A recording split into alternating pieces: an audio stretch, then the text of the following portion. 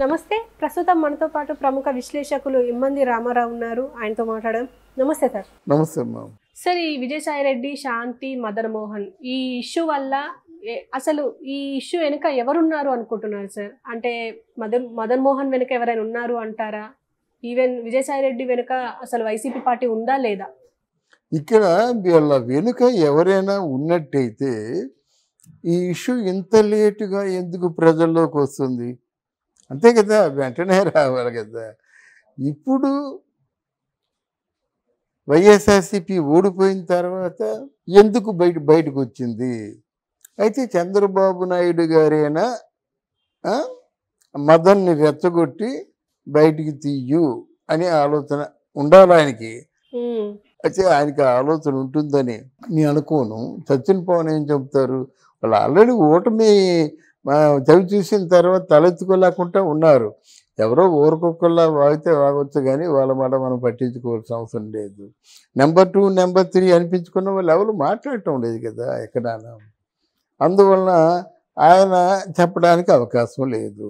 సజ్జల రామకృష్ణారెడ్డికి మొదటి నుంచి కూడా పోటీగా ఉన్న వ్యక్తి ఎవరు అంటే విజయసాయిరెడ్డి. కనుక సజ్జల రామకృష్ణారెడ్డి ఉండబట్టి విజయసాయిరెడ్డిని ఉత్తర ఆంధ్రాకి ఇన్ఛార్జిగా వేశారు. సరే, ఆ భూములు మంచి చెడ్డ అంతా ఆయన చూసుకోమని చెప్పారు. పరిపాలనా విభాగం అంతా సజ్జలను చూసుకోమని చెప్పారు.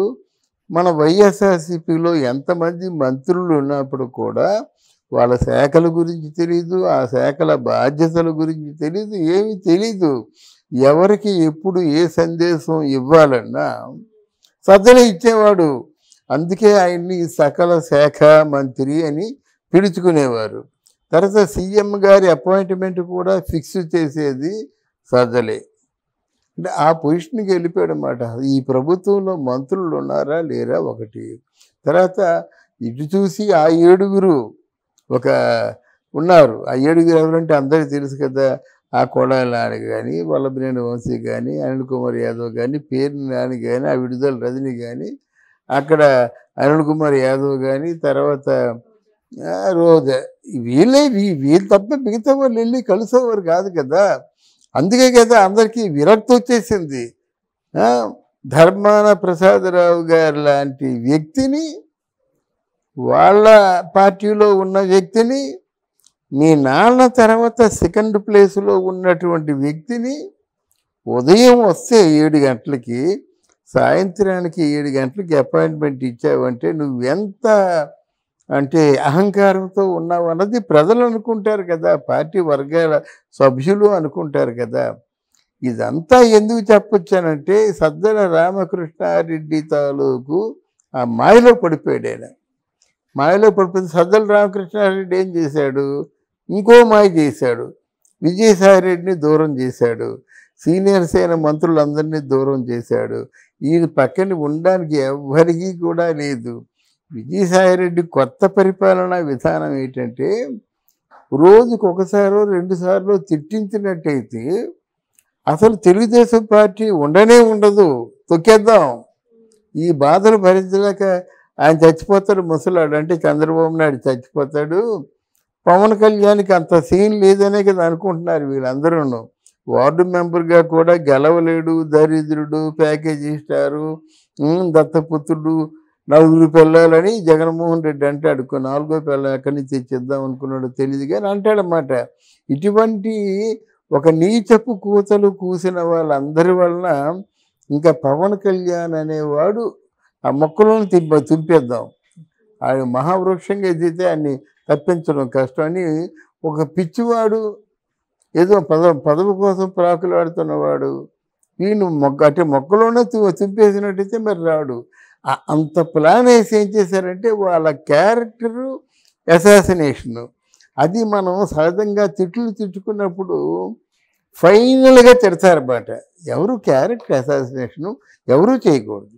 వాళ్ళు చేయకూడదు, వీళ్ళు చేయకూడదు. వీళ్ళు మాట్లాడితే ముందు క్యారెక్టర్ అసాసినేషన్ అన్నమాట. షర్మిలా శాస్త్రి విజయమ్మకు పుట్టలేదు, ఈ శర్మల్ని పెంచుకున్నారు. అదేమిటి? అది రక్త సంబంధంలో ఉన్నటువంటి నిగూఢమైనటువంటి విషయాలు అంత బాహాటంగా మాట్లాడుకోవడం, అది కుసంస్కారం, నిజంగా వాళ్ళని పనిష్మెంట్ కూడా ఇవ్వచ్చు మాట.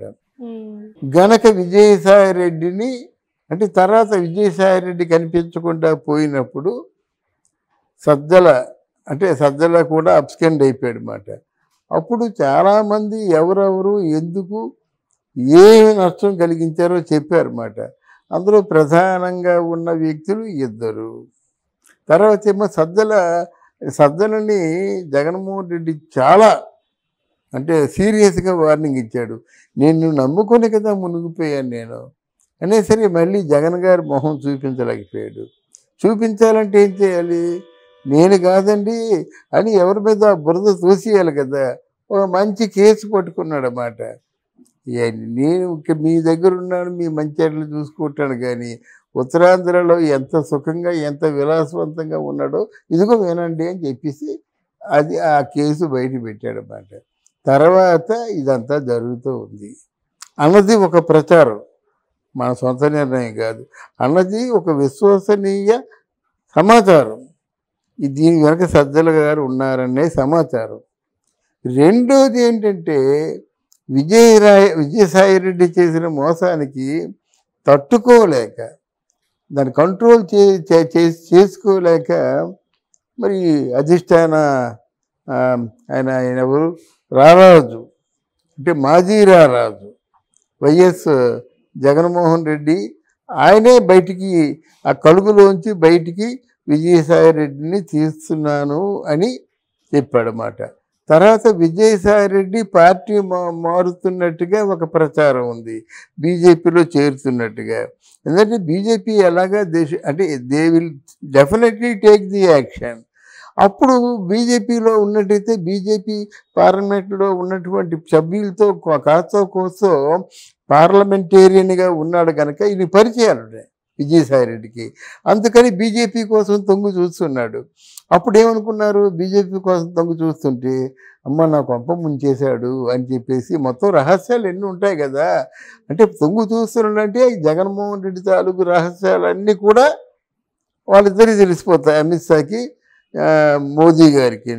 ఒకవేళ తెలిస్తే మరి రాజ్నాథ్ సింగ్ కూడా తెలిసి ఉండవచ్చు మరి చెప్తాడు. అది భయం, మరిన్ని కేసులు అనేది చుట్టుకుంటాయి అని విజయసాయి రెడ్డి గారికి ఏంటంటే నోటంటే మాట రాకుండా అక్షదిగ్బంధం అంటారు చూసారా, అన్ని విధాలా బిగించి చోద్యం చూస్తున్నాడు జగన్మోహన్ రెడ్డి అన్నది చాలా విశ్వసనీయ సమాచారం.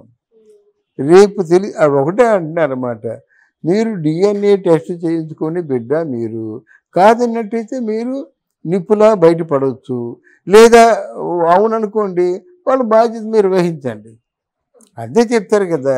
ఎందుకు వహించమని చెప్తారు? ఈయనకి 1000 కోట్లు ఉన్నాయి కాబట్టి వహించమని చెప్తారు. అదే ఎవడో దరిద్రుడు రిక్షా ఓడో ఆటో ఓడో ఇలా కడుపు చేశారనుకుంటే నా చెత్త కొట్టేసి చావు దెబ్బలు కొట్టి వదిలేస్తారు. ఇప్పుడు విజయసాయి రెడ్డికి ఏముంది, 100 కోట్లని రావా, 200 కోట్లని రావా, అది వాళ్ళ ఫీలింగ్ మాట. ఇక జరగబోయేది ఏంటంటే విజయసాయి రెడ్డిని తప్పించడం కోసం మొత్తం వాళ్ళ పార్టీ వాళ్ళే చేసిన కుట్ర. డాక్యుమెంటల్ విట్నెస్ చిన్నవాళ్ళకి రాదు. ఆ విట్నెస్ అంటే వెళ్ళాలి, తీసుకురావాలి, రిజిస్ట్రేషన్కి. ఫ్లాటు 1,30,00,000 కొన్నాడు. ఎప్పుడు కొన్నాడు, ఏమిటి ఆ ఫ్లాట్ డాక్యుమెంటేషన్ ఏంటి, ఇవన్నీ కావాలి కదా.